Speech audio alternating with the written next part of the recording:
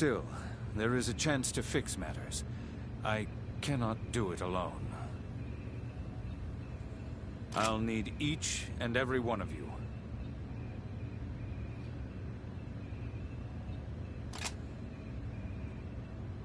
You have my thanks. To begin, we must verify all we know. Dr. Rachel managed to deceive Kujo. She asked him to bind the Emeth device into the tree. The device awakened her. Now her will holds both Julius and the spiral tree in her sway.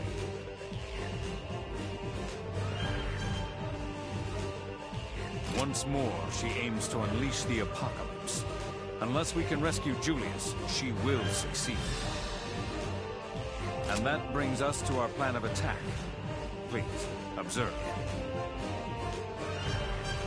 As before, we will carve out a path and secure it with the control devices. Our main obstacle is the constant vortex of active... We believe we can use the same power that forced the Aragami mass retreat to get past.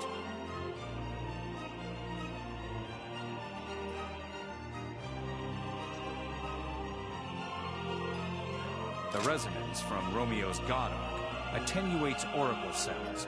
It can even slay weaker Aragami. Using the power bound up in his God Arc, we'll dissipate the Oracle cells and enter the tree.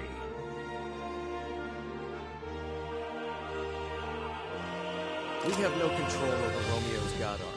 His power can't tell the difference between Aragami Oracle cells and our God Arcs. Livy does have control, or rather, she can. In time, she can bond with his God Arc and gain some measure of command over it. What say you, Director Sakaki? All of Blood will serve as a support unit for Corporal Livy, so she can give her complete focus to controlling Romeo's God Arc. Captain, as with Julius's Arc, your evoke skill may help her to draw forth some latent powers. I want you to stay by her side every waking moment. We will range into the tree, find the source of Rachel's will, and eradicate it. Once our mission is complete, we will find a way to save Julius. Only he can stop the apocalypse. Any questions? The team dug through Kujo's logs and journal entries. They revealed a mass of unreported meetings with Dr. Rachel. We're still sussing out the details, but right now it seems more than likely she abused his affection for her. Rachel was clever. She brought him into her scheme as a failsafe, to ensure that even if she died for the cause, an apocalypse would rise. Pull it up on screen. As you can see, Kujo secretly installed the Emeth device in one of our control safeties outside the tree. It was triggered or timed to release during the dedication ceremony. You all saw how that ended.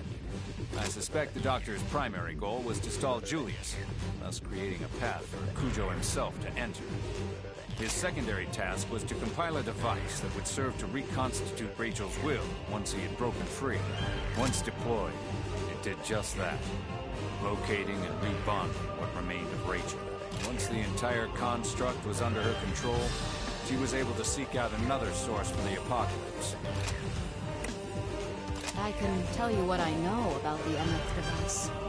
Upon examining Kujo's terminal, I discovered blueprints for a modified version of the device. It began as a form of the autonomous control system developed for unmanned God Arc soldiers. But it can do far more than just that.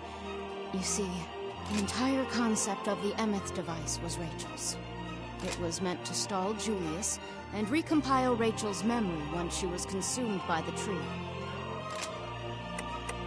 Romeo's blood power repels Oracle cells. It shuts them down. It affects anything with Oracle cells, right? So, God Arcs and bias factors are just as vulnerable. Precisely. God Eaters are not exempt. It is a perfect double-edged blade. If we're to stand any chance at all, it is with Livy holding some measure of control over his God Arc. A few final matters to attend to. We need far more than Fenrir intelligence. HQ, the Far East, and Cradle, all are necessary. We'll need outriders in the tree, a secure base camp, and reliable supply lines. What say you? Cradle is well versed in building satellite bases. That should serve. Later on, we'll have Alyssa meet with the old man to figure out the details. We're facing a threat unlike any before. Thank you for all you've done.